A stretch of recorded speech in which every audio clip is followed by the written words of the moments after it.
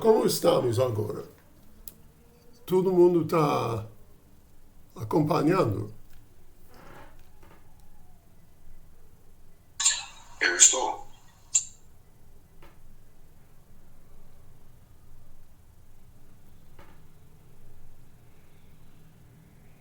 E os outros? Aqui tá dando pra acompanhar bem.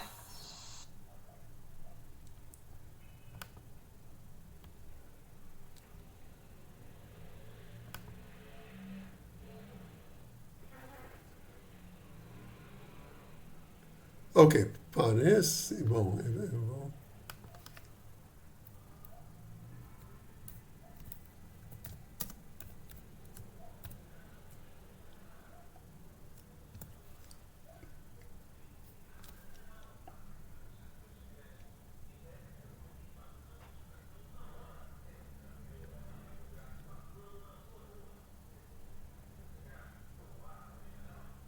Ok,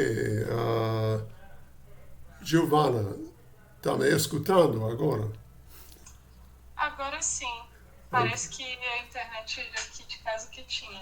tá. Ah, mas sua mensagem me fez lembrar que eu tenho que gravar. Então, a partir de agora, vai ser gravada. E, bom, isso é basicamente a parte nova. Eu esqueci de iniciar a gravação antes, mas caso tiver alguma perda de sinal, sempre pode olhar pelo vídeo. Então, estive dizendo que no caso de duas partículas, nós vamos integrar sobre esse conjunto de variáveis e em certos momentos na integração, posições e momentos das duas partículas vão ser simplesmente trocados. Tá? Se esse ponto corresponde no espaço de fase a esse conjunto de variáveis com x1 e x2 diferentes e P1 e P2 diferentes, vai ter um outro ponto no espaço de fase igualmente válida, porque simplesmente trocar as etiquetas das partículas não vai modificar a energia. Então, esse outro ponto corresponde à partícula 1 na posição que chamamos antes de x2 e vice-versa. E a mesma coisa com os momentos.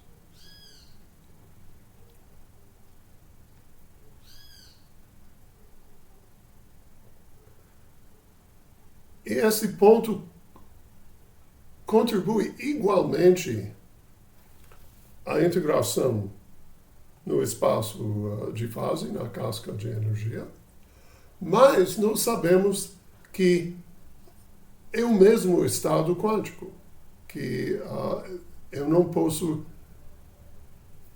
distinguir essa situação dessa no sistema quântico devido à indistinguibilidade de partículas idênticas. Então, eu teria que dividir o volume de espaço de fase que eu calculei nesse exemplo, como dizer, emblemático, de duas partículas. Eu teria que dividir o resultado por 2. E, de modo mais geral, para n partículas, dividir por n fatorial, porque eu vou ter n fatorial permutações que ocorrem nas integrações clássicas, mas que não representam nenhuma mudança de estado no caso quântico. Tá? Então, o primeiro fator que consta em ômega é simplesmente 1 sobre n fatorial quando tratamos de um sistema de n partículas. Tá? Então, isso é consequência da definição de estados quânticos para sistemas de partículas idênticas. Agora vem... Posso fazer uma pergunta? Sim. Esse fatorial também não deveria estar presente, ele está presente também no caso clássico? Porque no caso clássico também eu posso pensar nisso, né? Que não faz diferença quem que eu chamo de 1 ou de 2. Esse n fatorial está presente também lá? Bom, como quiser. A gente vai sempre usar esse 1 sobre n fatorial. Onde não consta é justamente no caso quântico, porque no caso quântico não há nenhuma necessidade. Eu vou simplesmente contar o número de estados nesse intervalo de energia e faz parte da definição de estado quântico que, trocando partículas idênticas, não faz um novo estado quântico. Tá? Então, eu entendo sua pergunta, mas em termos práticos, cada vez que nós usamos volume no espaço de fase, ou seja, integramos sobre variáveis clássicas, vai ter 1 sobre n fatorial. Ponto final. Se você quer. E isso é a análise clássica, afinal. Então, eu não sei dizer se você inclui isso no caso clássico, porque estamos discutindo o caso clássico. Entende? Sim, beleza, entendi. Bom, outra coisa que nós temos que analisar é o volume no espaço de fase, como isso corresponde a diferentes estados quânticos. Para essa análise, podemos olhar o caso de uma só partícula, a situação quântica e a situação clássica. Então, para a situação quântica, vamos olhar o problema de uma partícula dentro de uma caixa cúbica, de determinado volume. Eu vou pensar em um cubo de lado L e, naturalmente, o volume é L a 3, ou seja, L é igual ao volume a 1/3. Eu quero saber quais são os estados quânticos para essa partícula. É o problema quântico de uma partícula em uma caixa, ou seja, a partícula está livre de andar na caixa e proibida de sair da caixa. Se quiser, é um potencial que seja 0 dentro da caixa e infinita fora da caixa. É uma maneira de formular esse problema. De qualquer maneira, é um problema tratado na mecânica quântica básica, e nós sabemos que os estados quânticos disponíveis a essa partícula são caracterizados por 3 números quânticos, nx, ny, nz, que tomam valores não negativos, e o espectro de energia é dado por essa fórmula. Isso vem da resolução da equação de Schrödinger, que eu não vou fazer, mas eu vou supor que você já estudarem isso em alguma disciplina sobre mecânica quântica. Então, o que nós encontramos? Que a energia associada a esses números quânticos é dado pela soma dos quadrados desses números, desses inteiros, nx, ny, nz, vezes uma constante que envolve a constante de Planck, a massa da partícula e L ao quadrado. Tá? Então, isso é o resultado que nós queremos para uma partícula dentro de uma caixa. Envolve o volume e essa combinação de números quânticos.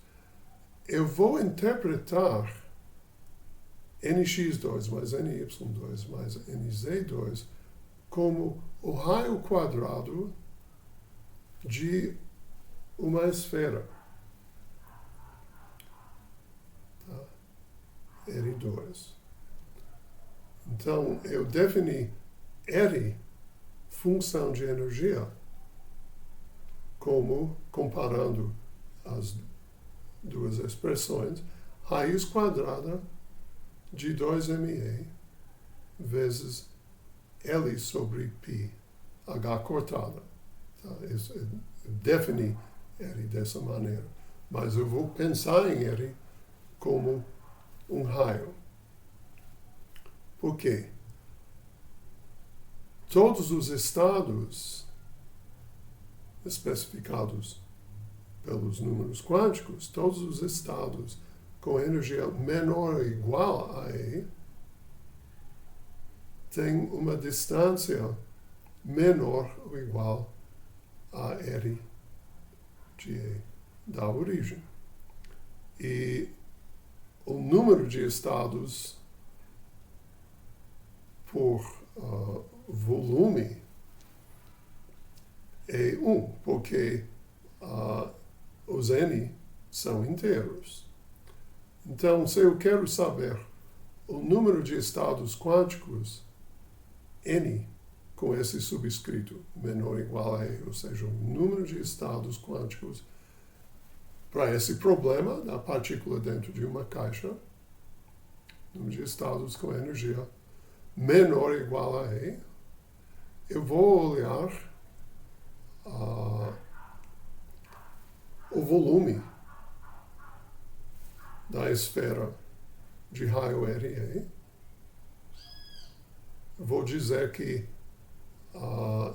tem um estado por unidade de volume, e sendo que os N são não negativos, eu tenho que olhar o número de estados em um octante dessa esfera.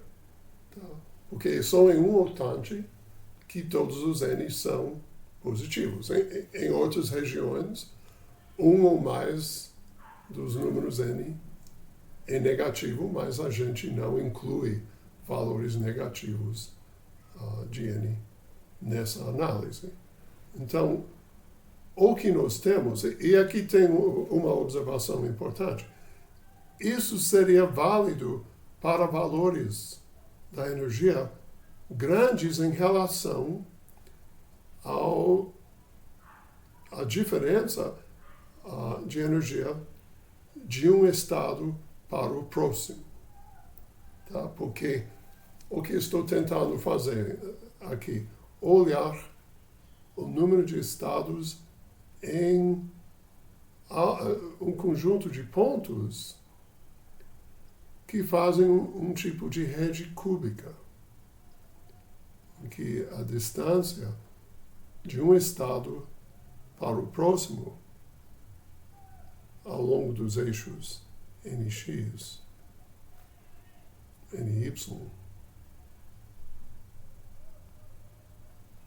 NZ, estou tentando estimar esse número pelo volume de um octante de esfera. Mas, à medida que E, energia, e, portanto, R, crescem, bom, essa superfície vai expandindo. Mas não é toda hora que incluímos um novo estado. Pensa em um estado aqui que está fora da esfera, mas se nós ampliamos a energia um pouco, já incluímos esse estado. Ou seja, à medida que ampliamos a energia, estados discretos são incluídos.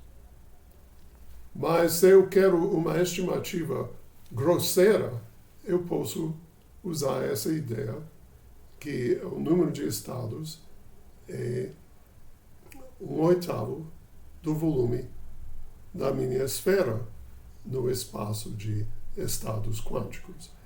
E é exatamente isso que eu quero. Eu quero usar essa conexão entre sistemas quânticos e volume de espaço de fase clássico para energias que são grandes em relação à energia dos primeiros estados excitados.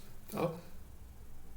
Para esses estados, perto da origem nesse espaço, não faz muito sentido aproximar as energias como um contínuo. Mas quando as energias são grandes, ou seja, essa desigualdade é satisfeita, eu posso usar essa aproximação. Resumindo, para esse problema de um só partícula dentro de uma caixa cúbica, o número de estados quânticos com energia menor ou igual a E é dado por essa expressão, que envolve o fato que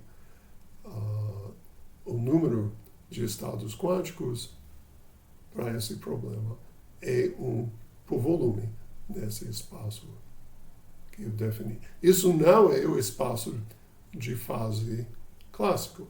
Isso é simplesmente um espaço de estados quânticos definido pelo fato que eu tenho números quânticos que são inteiros. E para cada conjunto de inteiros não negativos, eu tenho um estado. Muito bom. Guarda esse resultado. Agora a gente olha o mesmo problema do ponto de vista clássico. Eu tenho uma partícula restrita ao volume V e com energia menor ou igual a E.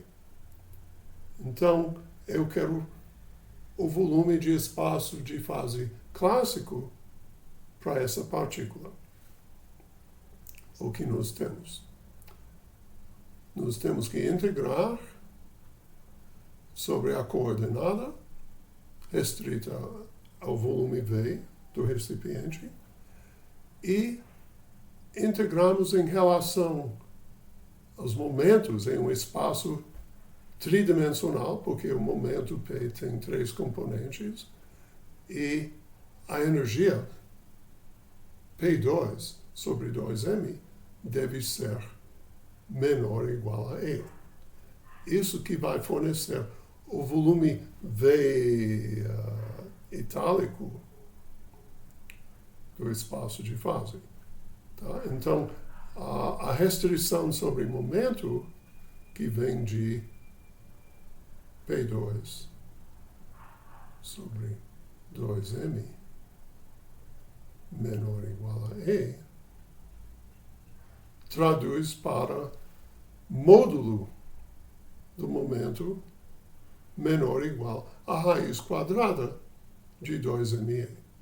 Tá? Então, aqui dp é conveniente escrever isso em coordenadas esféricas, em que o elemento de volume é 4π P2 dp, P aqui sendo o módulo do momento tridimensional, e nós integramos de 0 até raiz quadrada de 2ME, dando volume de espaço de fase clássica dessa partícula, 4π sobre 3, volume do recipiente vezes 2ME a 3 meios. Tá? Então, agora eu tenho número de estados quânticos na página anterior, N igual a essa expressão, e eu calculei o volume de espaço de fase clássico, que dá uma expressão quase igual. Tem todos os fatores V, 4π sobre 3, essa grandeza a 3 meios. A única coisa que tem aqui no número de estados quânticos que não tem no volume de espaço de fase é o fator 1 sobre constante de Planck, A3. Então, a razão do número de estados quânticos sobre volume de espaço de fase, para esse problema de uma só partícula dentro de uma caixa, é 1 sobre HA3.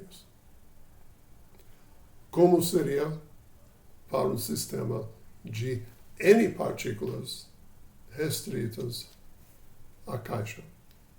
Eu teria esse fator 1 sobre HA3 para cada partícula, porque para cada partícula eu tenho que realizar essas integrações no espaço de fase, e também para cada partícula eu tenho, neste caso de partículas não interagentes restritas à caixa, eu tenho o fator 1 sobre HA3, que vem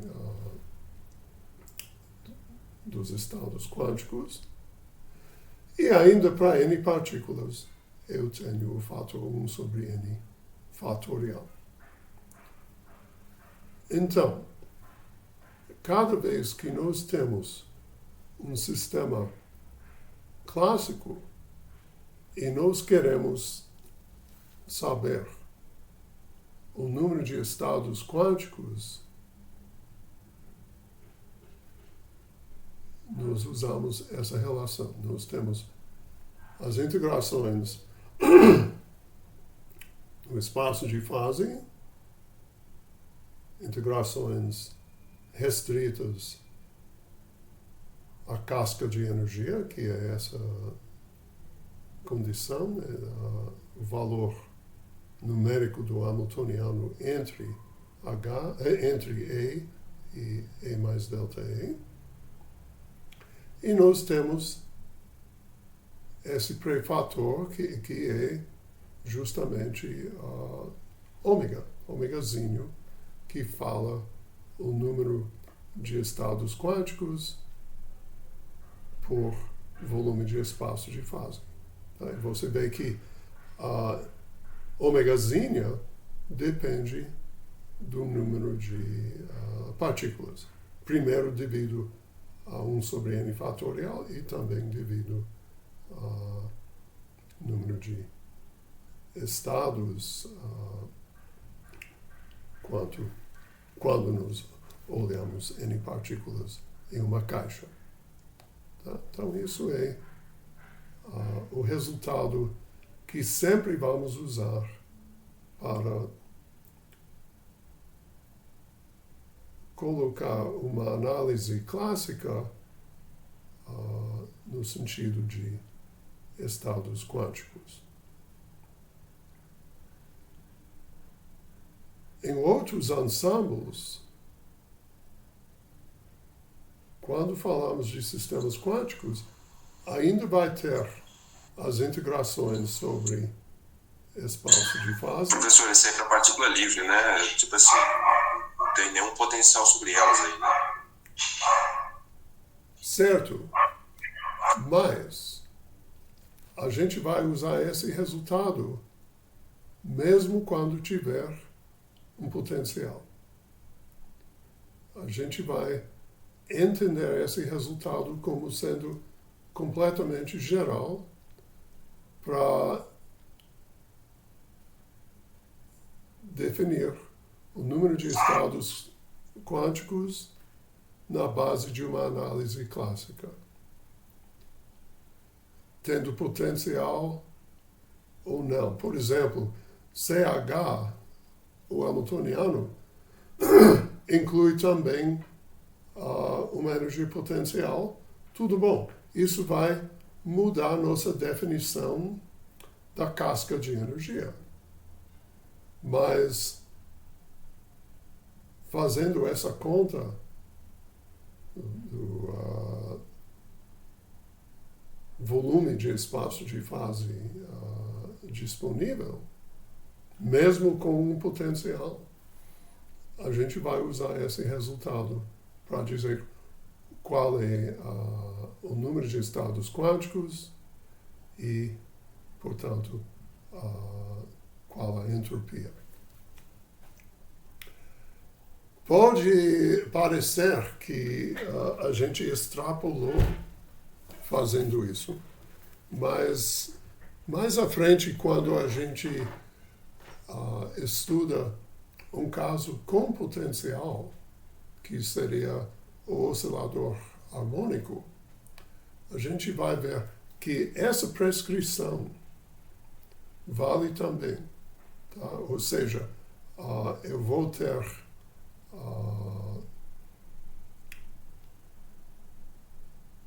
essa grandeza.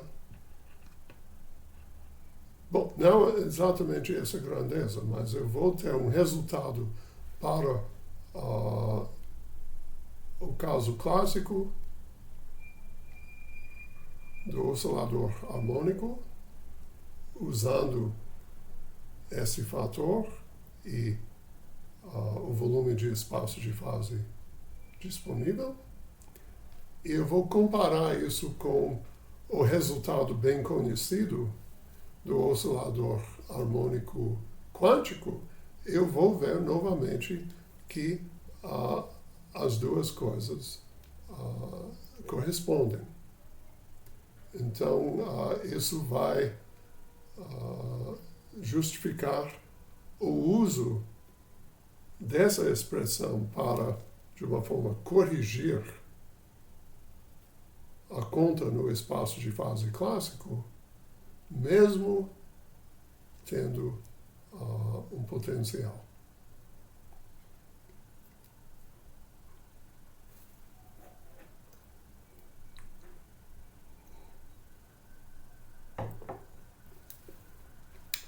Ficou claro? Ok.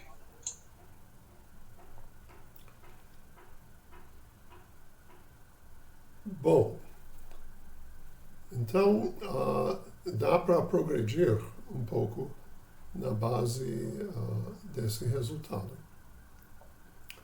Eu vou analisar o gás ideal clássico, ou seja, N partículas idênticas,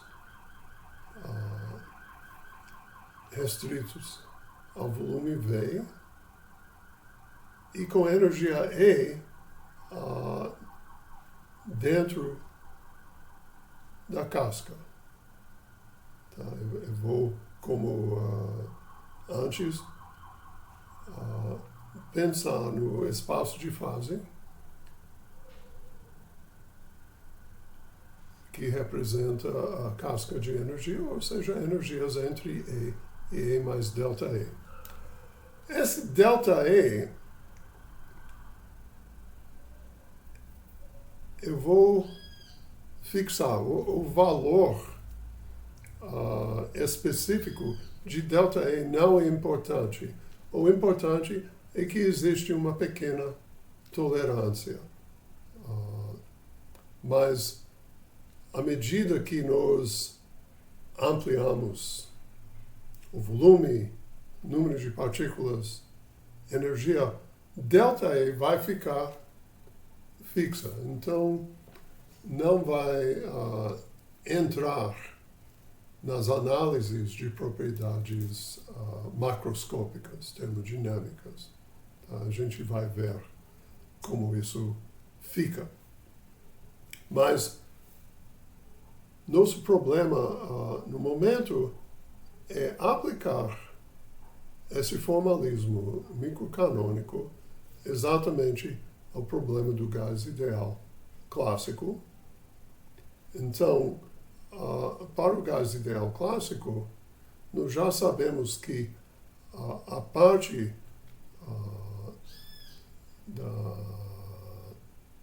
do volume da casca de energia, que depende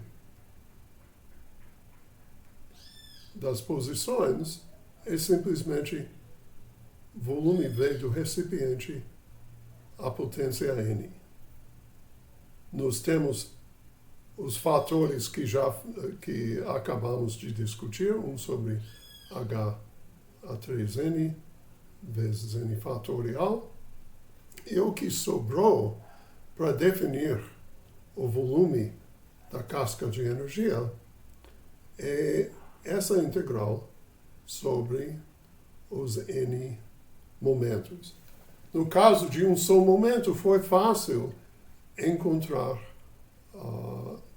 o volume, tá? Era o volume de uma esfera para, se a gente quer o volume de espaço de fase para energias menores ou iguais à energia E, mas agora nós queremos a energia, o volume de uma casca e não de uma só partícula, mas de N partículas.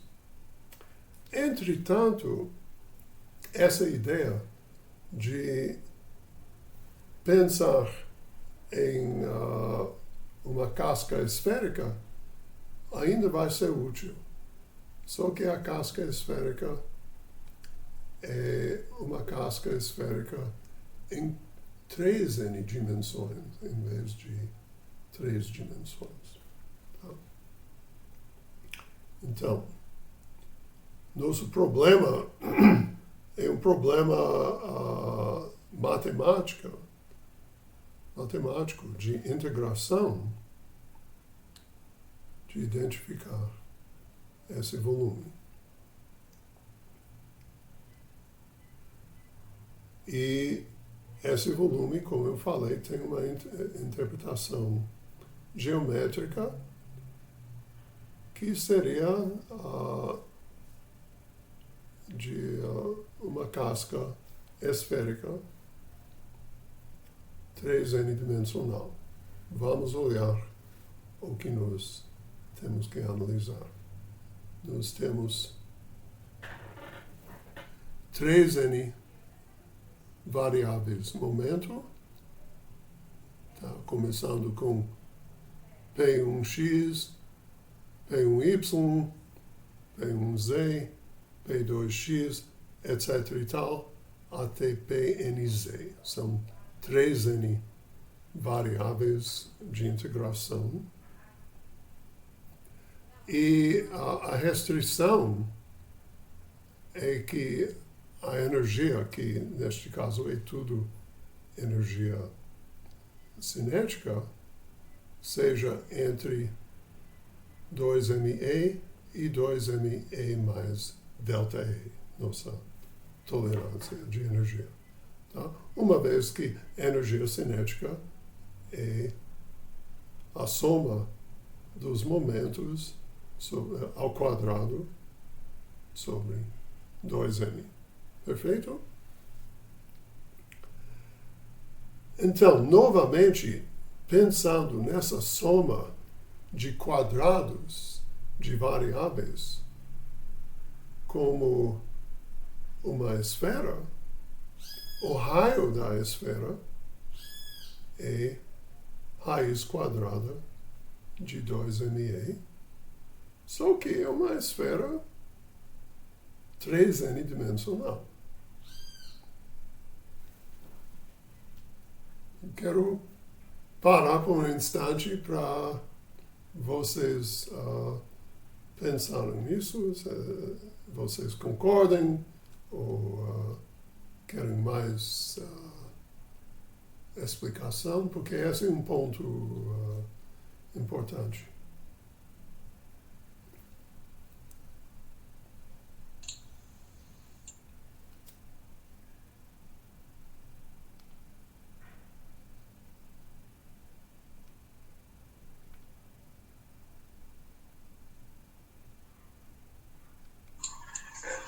Casca 3N dimensional. Exato.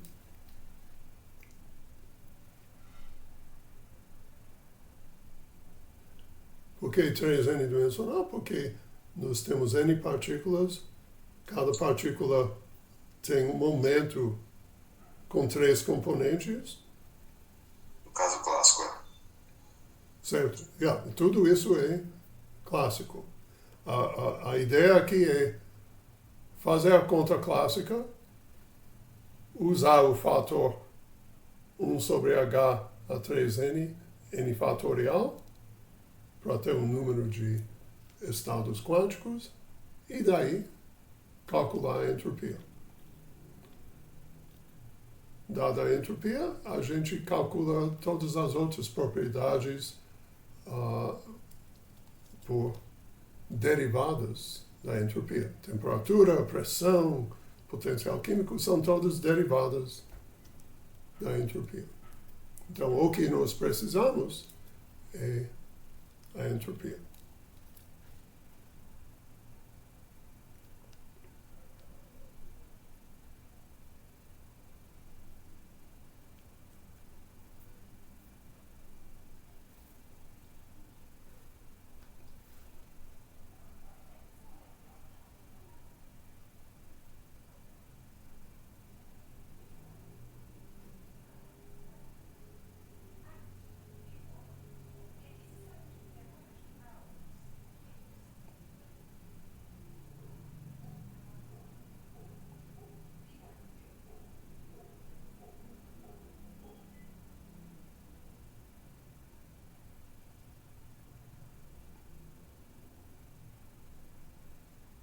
Então,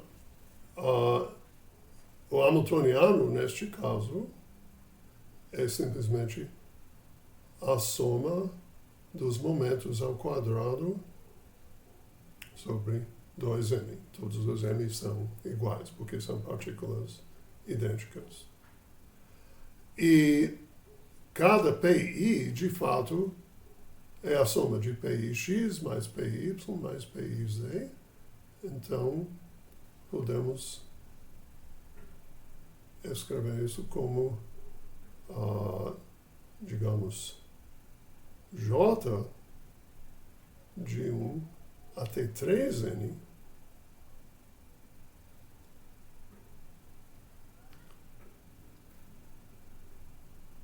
Pj a 2 sobre 2n. Em que esse índice J representa todas essas possibilidades. As partículas e para cada partícula as 3 componentes. Tá? Então, se nós falamos que H deve ser entre energia E e energia E mais delta E,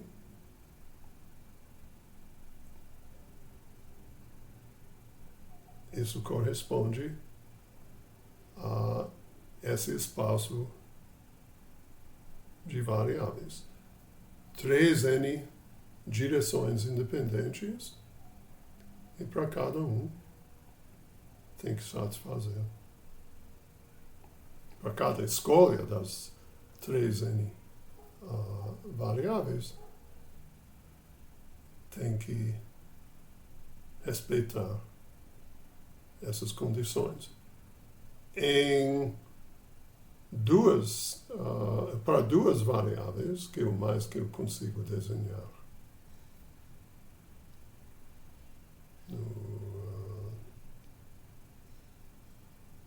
na tela, seria isso, seria um anel.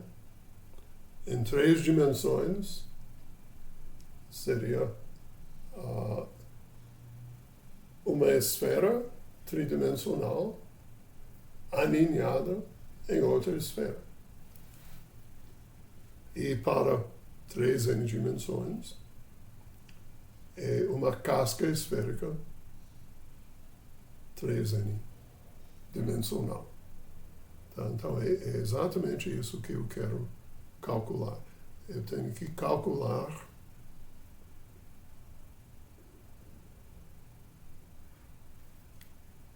esse volume. Está escrito aqui. Tá?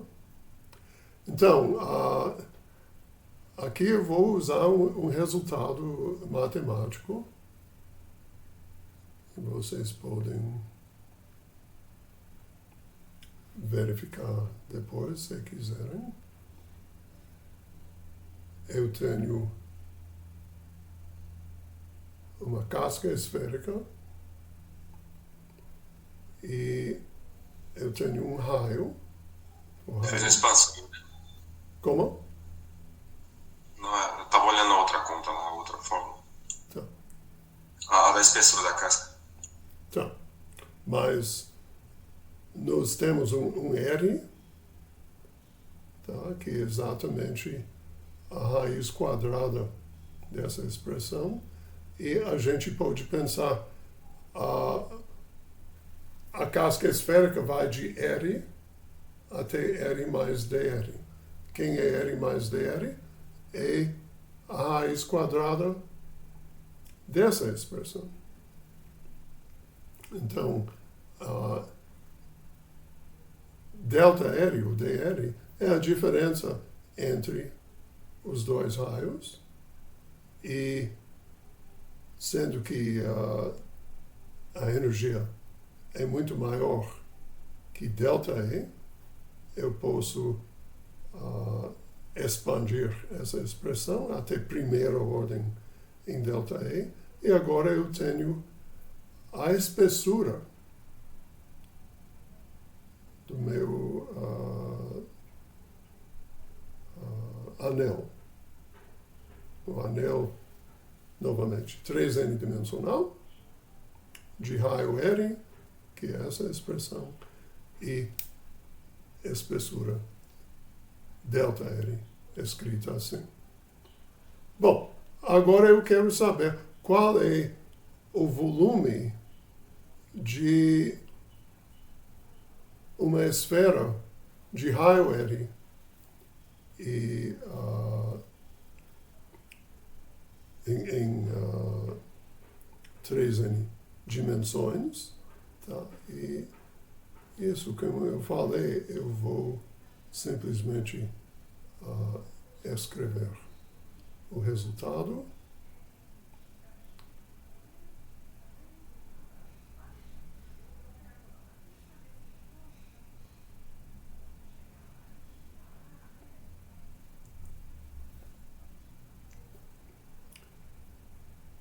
Esse é o volume de uma esfera n-dimensional de raio R.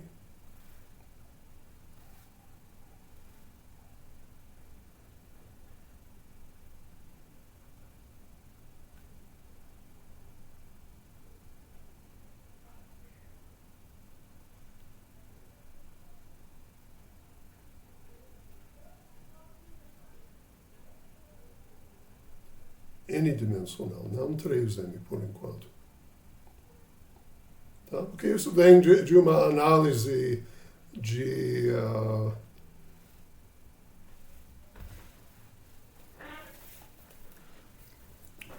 integrais que eu não quero discutir em detalhes. Tá? Então, a gente vai usar esse resultado. Tem um detalhe aqui, que é a função gama. A função gama de x é um número real, é a mesma coisa que x menos 1 fatorial. Então, eu não sei se todo mundo está familiar com a função gama, que é essa integral, mas mesmo sem não conhecer a função gama, pode ser escrita em termos de fatorial. Então, isso é o resultado. Nós temos o volume dessa esfera de raio R em N dimensões, tem o fator R a N, tá? que fornece as dimensões, as unidades, e tem esses outros fatores, π, a potência N sobre 2, e esse fator de função gama. Bom, o que nós precisamos, lembrando, é o volume de uma casca. Esse é o volume da esfera, mas a gente quer apenas a casca, então a gente tem que usar esse resultado para encontrar o volume de uma casca, e é 3n-dimensional, não n-dimensional. Então, essas duas modificações são fáceis de corrigir. Então, primeiro, a questão de volume de uma casca, em vez de uma esfera total. Agora é R, a potência R-1, vezes a espessura pequena, dr, e, finalmente, usando a 3n dimensões, nós encontramos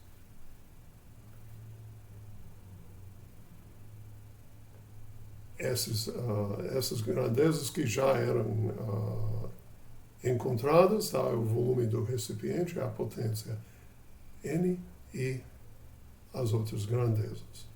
Tá?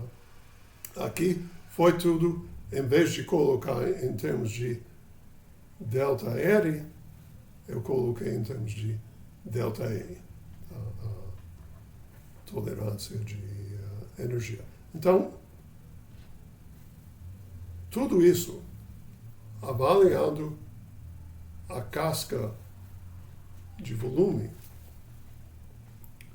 3n-dimensional, nós encontramos finalmente ômega, o número de estados quânticos, usando a correspondência entre volume de espaço de fase e estados quânticos, e esse fator que envolve a energia.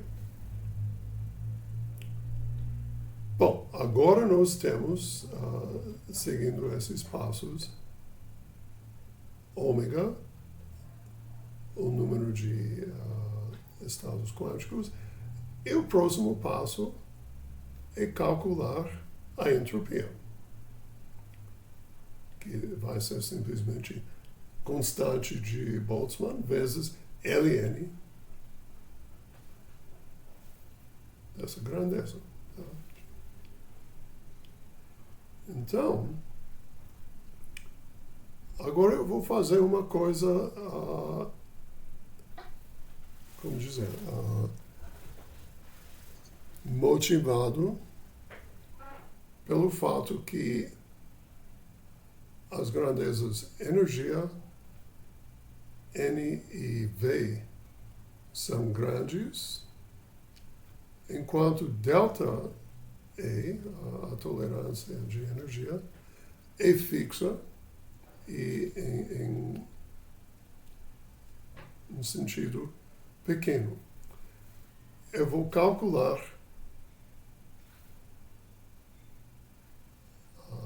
entropia, usando a fórmula que nós já discutimos,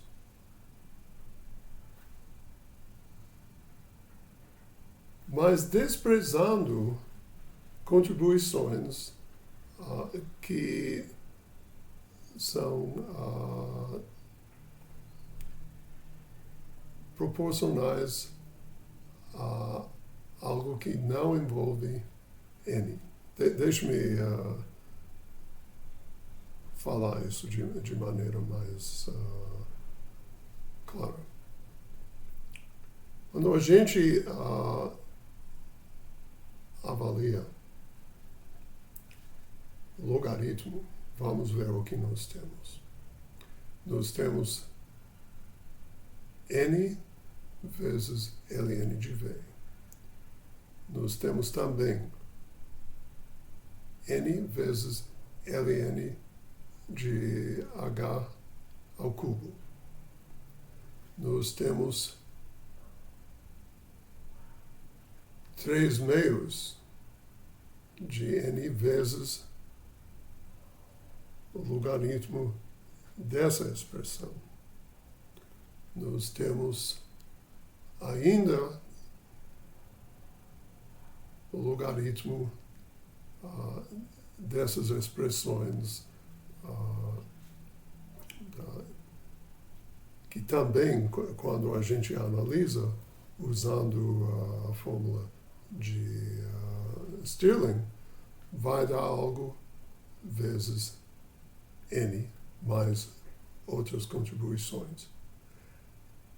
E ainda tem outras contribuições que são que não têm um fator N. Essas outras contribuições eu vou simplesmente ignorar, porque estamos interessados no limite de N e volume e energia grande, e as outras contribuições são desprezíveis nessa situação. Tá? Então, o que nós temos? Calculando os termos que são que têm um fator N.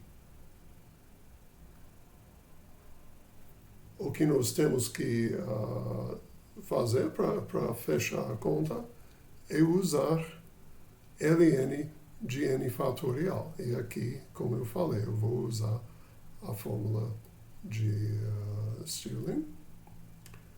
E os primeiros termos são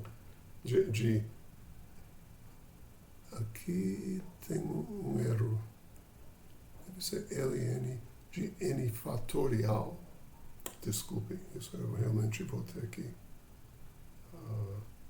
corrigir. Os primeiros termos são N, ln de N, menos N. Depois vem termos que envolvem algo tipo ln de N, sem esse fator N em frente. E outras coisas, ln de π, e depois vem coisas que são menores ainda, 1 sobre N, etc., que não interessam. Tá? Então a gente vai guardar apenas esses dois termos quando a gente calcula o logaritmo dos fatoriais. Tem 2 fatoriais aqui, dá para ver? Tá?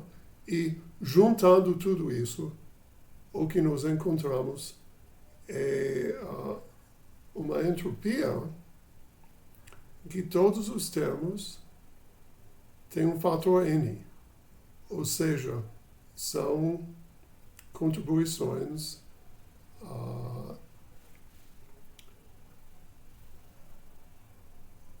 que são proporcionais ao tamanho do sistema. Então, N. Tá? E aqui tem algo que envolve uma razão. Vamos ver. A gente tem algo extensivo, porque é proporcional a N. E aqui nós temos V sobre N. A razão de duas grandezas extensivas que faz uma grandeza intensiva. Aqui também, energia sobre N. Razão é intensiva e tem esses fatores que são simplesmente constantes. E aqui, finalmente, N vezes uma constante. Então, todos esses termos são extensivas e depois teria coisas, por exemplo, LNG, N que não é extensiva. Então, quando a gente faz a conexão com termodinâmica, ficamos apenas com as contribuições que são extensivas. Tá? Entre a expressão escrita aqui e o Ln de ômega tem alguns poucos passos de álgebra que são fáceis de verificar. Tá? Então eu deixo para vocês verificarem isso, mas finalmente é essa expressão que nós vamos usar como a entropia do gás ideal clássico. Eu usei o formalismo de ensemble microcanônico, tá? Mas é possível, depois que nós desenvolvemos os outros ensembles, vai ser possível verificar que nós temos o mesmo resultado nos outros casos. Tá? Mas um ponto importante é que no ensemble microcanônico, a grandeza que nós utilizamos é exatamente a entropia. Em outros casos, por exemplo, no ensemble canônico, em vez de trabalhar diretamente com a entropia, a gente vai trabalhar com a energia livre de Helmholtz. Mas, afinal, se você consegue calcular a entropia, não a entropia, a energia livre de Helmholtz, dá para calcular também a entropia. Essa é uma questão de qual seria mais conveniente. Então, nossa expressão para a entropia é extensiva, ou seja, se não lembram o que é a propriedade de extensiva, aqui nós temos S função de três grandezas extensivas. O que isso quer dizer é que a entropia, a função de, digamos, alfa é uma grandeza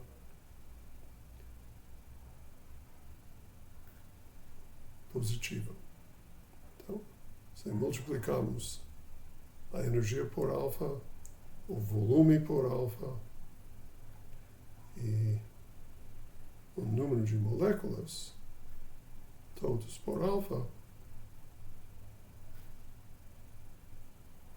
a entropia desse sistema é alfa vezes a entropia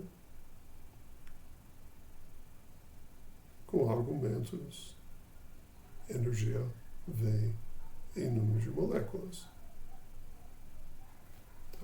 Isso é a propriedade de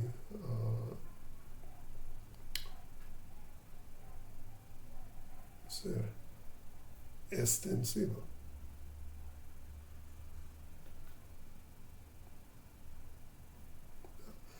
Na termodinâmica, trabalhamos com basicamente dois tipos de funções. Funções extensivas e funções intensivas. Tá? E as intensivas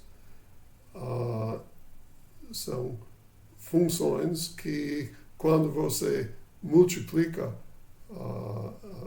os argumentos pelo mesmo fator, a função não muda. Por exemplo, temperatura. Se a gente pensa em temperatura como função dessas três funções, energia, volume e número de moléculas, se multiplicamos todos os três pelo mesmo fator, alfa, a temperatura não muda nada.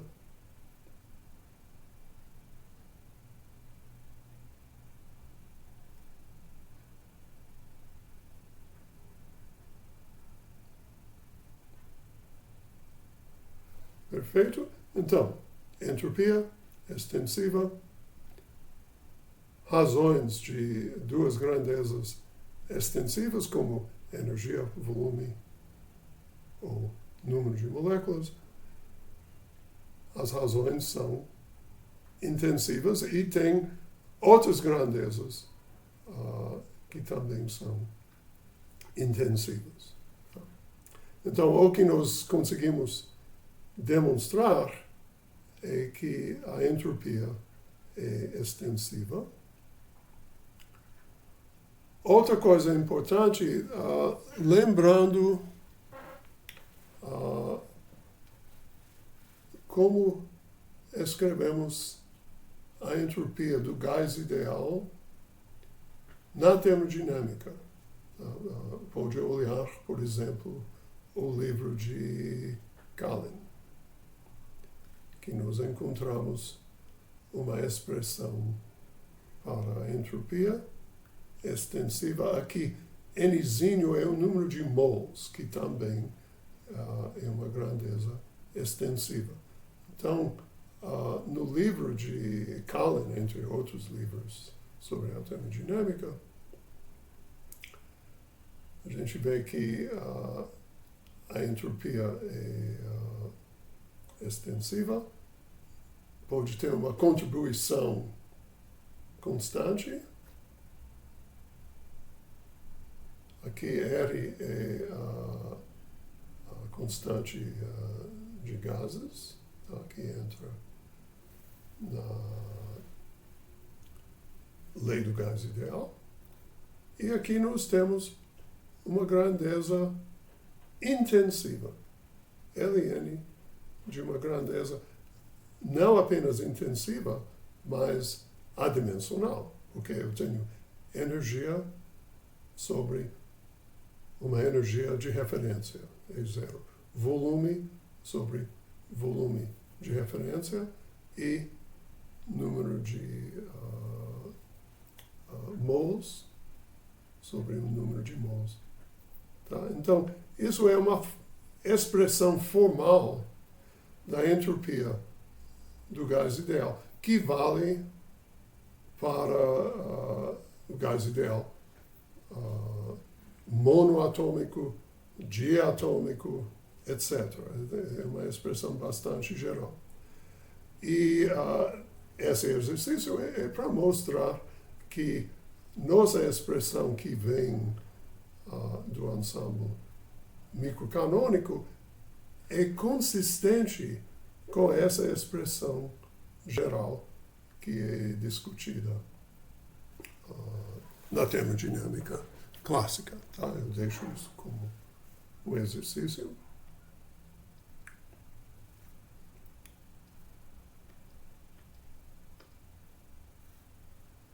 Agora,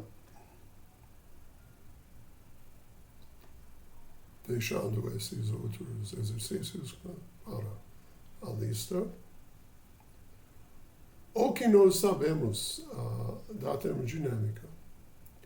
Nós sabemos como escrever temperatura, pressão e potencial químico, μ, em termos de derivadas, primeiras derivadas da entropia em relação a outras variáveis extensivas, energia, volume e número de moléculas. Tá? Então, pegando nossa expressão para... Acho que eu pulei.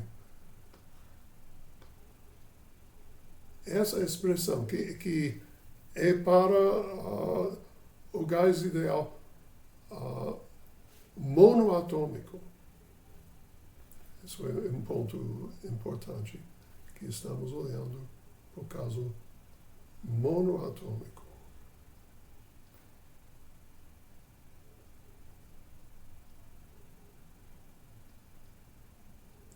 Por que monoatômico? Porque a nossa energia cinética foi apenas em relação aos momentos de cada molécula. A gente não tinha contribuições de oscilações ou contribuições devido a rotações, tá? Ou seja, para moléculas diatômicas, por exemplo, teriam oscilações que a gente teria que incluir na energia. Então, nossa análise até agora é restrita ao caso monoatômico, mas depois a gente vai incluir essas outras contribuições da energia. Tá? Então, por enquanto, estamos discutindo apenas o gás ideal monoatômico, e a gente tem essas relações que vêm da termodinâmica, definição de temperatura, pressão e potencial químico, e os resultados que nós encontramos usando nossa expressão que vem do ensemble microcanônico. Tá? Ou seja, nós conseguimos calcular essas grandezas fundamentais da termodinâmica, e quando nós colocamos da maneira mais familiar, nós temos a lei do gás ideal, verificamos isso, e verificamos a expressão da energia do gás ideal monoatômico. Tá? Lembrando que essa contribuição é apenas a energia cinética associada ao movimento de cada molécula, sem incluir a possibilidade de vibrações ou rotações. Perfeito? Então, é justamente 3 meus NKBT. Se fosse para incluir, por exemplo, vibrações, seria 5 meios, mas isso a gente vai discutir mais à frente. Então, o que nós encontramos com essa análise do ensemble microcanônico aplicado ao gás ideal são os resultados bastante familiares da termodinâmica e uma expressão para o potencial químico que geralmente é menos familiar.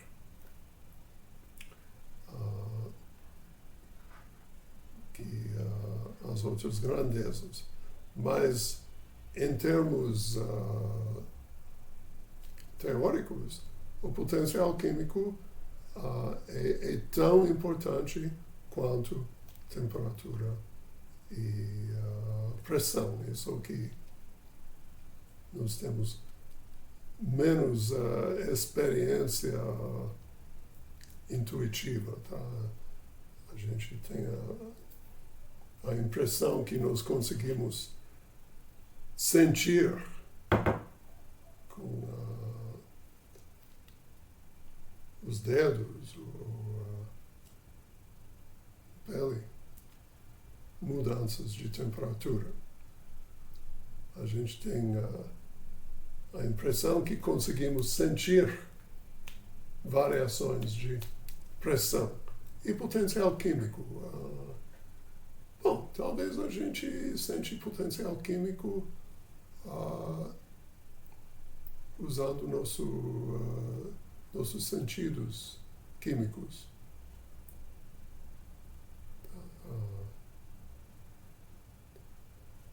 Cheiro,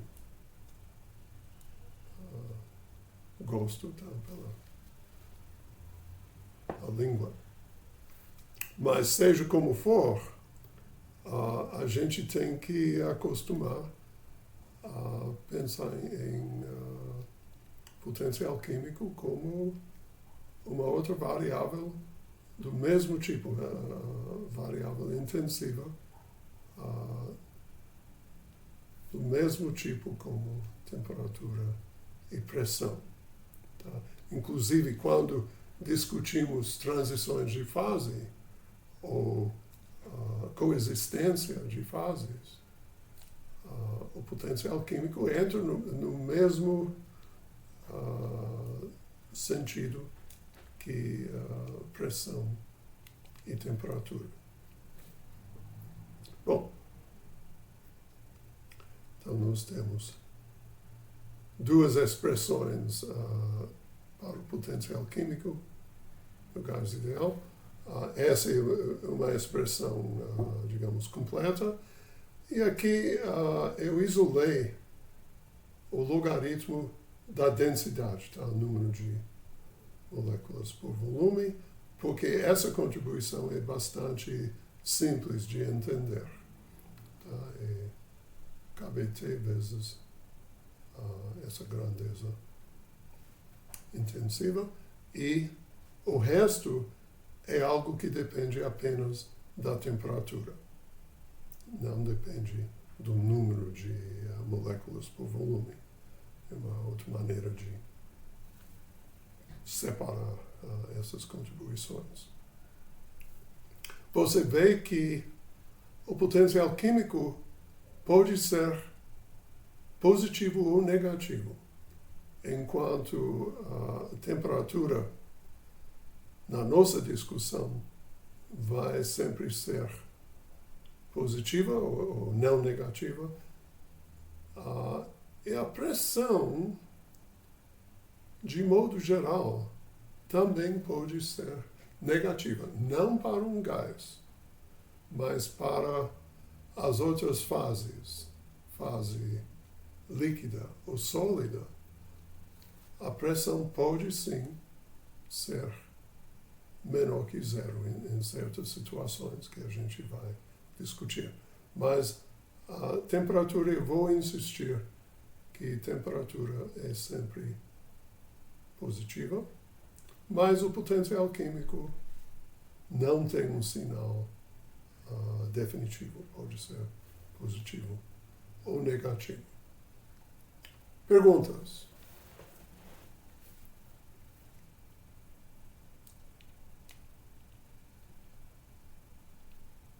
Professor, eu estou tentando entender, esse ρ aí é a densidade? Sim, ρ... Você escreveu uma expressão aí para o potencial químico? Aqui tem um detalhe. Eu vou entender por ρ não massa por volume, mas número de moléculas por volume. Em muitos casos, a gente usa ρ como massa por volume, mas aqui não.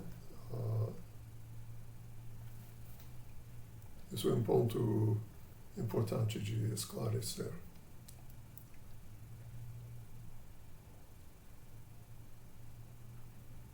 Algo mais?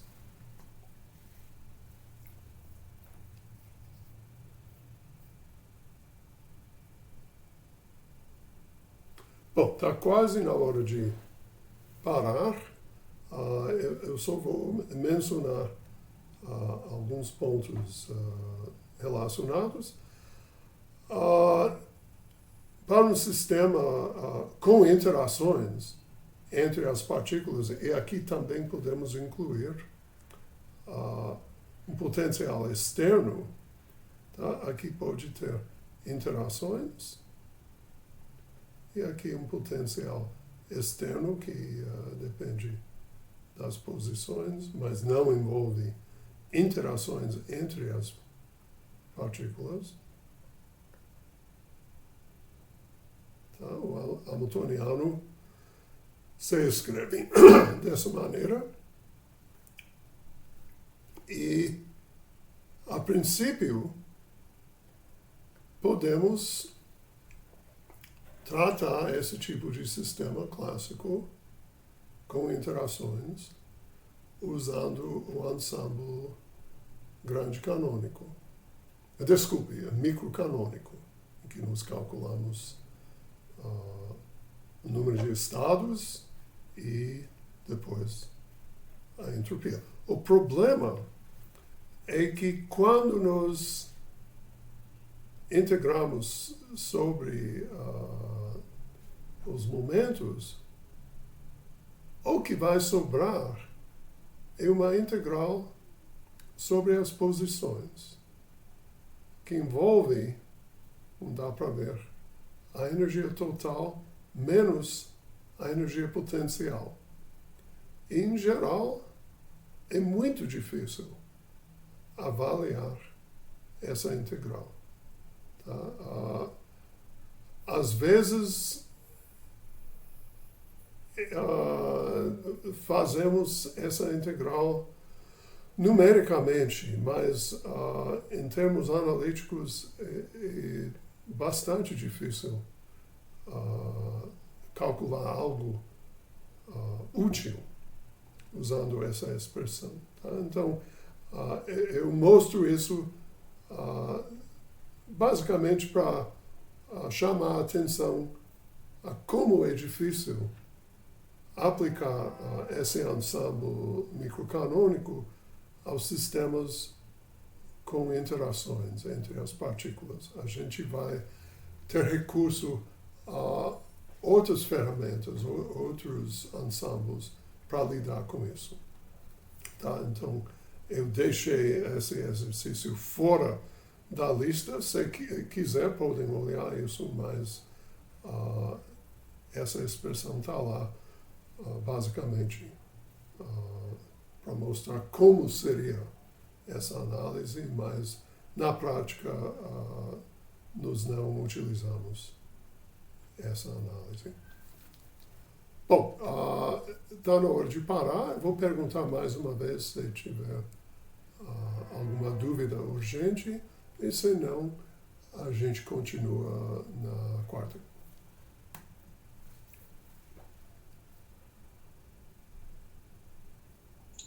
Tá tudo bem, professor. A gente vai dar uma lida novamente aqui. Qualquer dúvida aí a gente manda por e-mail. Exato. Certo? Perfeito. Dúvida urgente ainda não, tá beleza. Valeu, Ok. um abraço. Um abraço. Tchau. Professor. Até a quarta, e eu espero as listas até meia-noite. Tchau, professor. A primeira lista, né? A primeira, exato. Tchau. Ok, obrigado.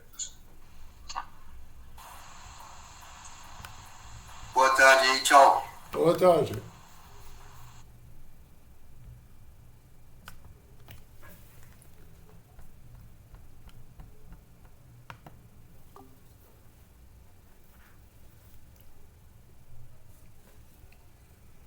Okay.